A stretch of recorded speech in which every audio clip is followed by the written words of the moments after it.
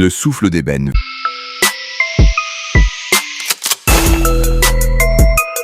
Dans le monde pressé, bruyant, où l'on mesure la valeur d'un être à ce qu'il possède, à qui il connaît ou à ce qu'il montre, il reste parfois des histoires qui ne se racontent pas dans les journaux, ni sur les réseaux, mais dans les silences partagés, les regards croisés et les douleurs tues. Il est une vérité ancienne qu'on oublie trop souvent. Ceux que le monde rejette sont parfois ceux qui le sauveront. Ce que vous allez entendre n'est pas un conte pour enfants. C'est un miroir, un souffle, une mémoire. C'est l'histoire d'Elio, un orphelin ignoré, méprisé, craint, mais qui devint, sans armes et sans haine, le rempart invisible d'un monde en souffrance. Dans un recoin oublié d'une ville sans hospitalité, une ville rongée par le béton, l'indifférence et le silence qui éteignent la lumière, un nouveau-né fut trouvé, enveloppé dans un drap noir, au pied d'un lampadaire cassé. Il ne pleurait pas, il fixait le ciel vide, comme s'il comprenait déjà que le monde n'avait rien à lui offrir. On l'appela Elio. Il grandit dans un hospice d'orphelins qu'on appelait la rouille, tant ses murs s'effritaient. Là-bas, les enfants riaient parfois, rêvaient souvent, mais pas Elio. Il regardait, toujours. Ses yeux noirs, profonds comme un puits ancien, inquiétaient les adultes. Il semblait voir au-delà des mots, au-delà des mensonges. Dès son plus jeune âge, il ressentait les douleurs des autres comme si elles étaient les siennes. Un garçon battu par un surveillant, une fille en pleurs dont la mère ne revenait plus. Tout cela résonnait dans le cœur d'Elio comme une cloche fêlée.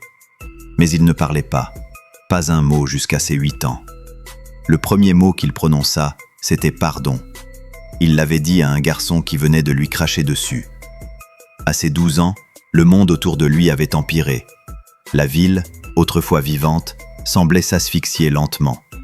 Les usines fermaient, les rues se vidaient, les gens devenaient durs, secs, hostiles. Elio, lui, marchait chaque soir à travers les ruelles.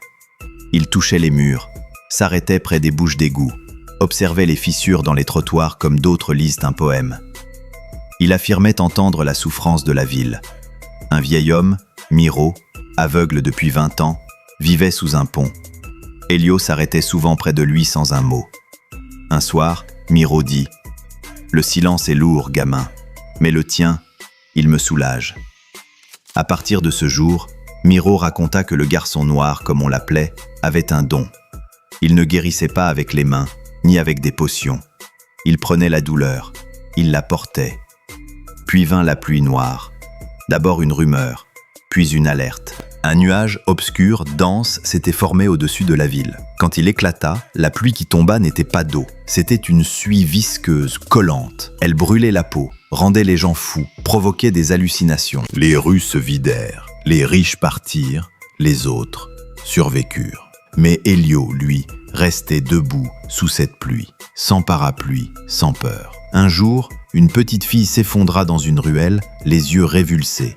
Sa mère hurlait. Elio s'approcha. Il posa ses mains sur son front.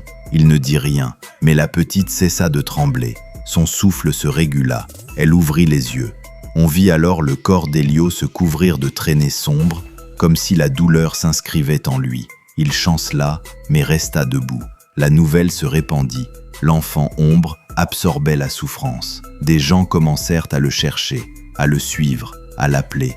Les malades, les mourants, les fous, tous trouvaient du soulagement près de lui. Pas une guérison miracle, non, mais une paix, une dignité, un instant de lumière. Cela dérangea.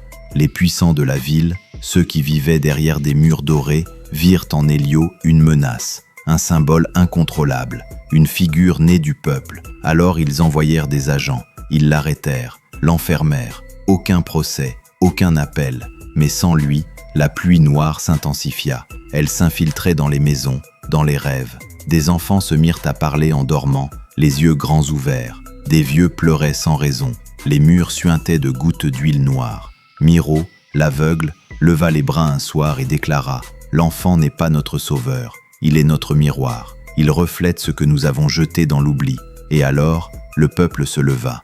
Des marcheurs silencieux, des enfants de rue, des mères seules, des vieillards. Tous se rassemblèrent, pas pour crier, pas pour brûler, juste pour attendre, pour espérer. Et puis, une aube étrange arriva. Le ciel n'était plus noir, ni bleu, il était gris, suspendu, comme si le monde retenait son souffle. Et dans cette lumière douce, Elio revint. Il marchait seul, pieds nus. Son corps semblait marqué de cicatrices d'ombre, mais son regard brillait d'une lumière chaude, sereine, inflexible. Il se posta sur la grande place. Les gens s'approchèrent en silence. Pas un mot. Il leva les bras. Le vent se leva. Un vent tiède qui souleva la poussière, nettoya les vitres, porta les cris jusqu'aux nuages. Et puis, il parla. « Je ne suis pas miracle. Je suis mémoire. Je suis ce que vous avez abandonné. Je suis le reflet de vos douleurs. Mais si vous acceptez de voir, alors je resterai. » Et ce fut tout. La pluie noire cessa. Les visages se détendirent. Certains rirent,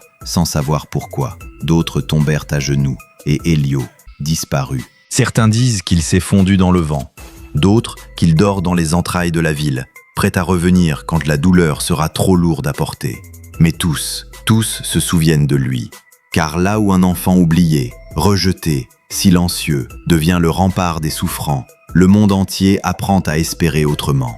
Et dans les villes qui pleurent encore, on entend parfois, la nuit, un souffle d'ébène. L'histoire d'Elio n'est pas une légende venue d'ailleurs. Elle nous parle d'aujourd'hui, de nous.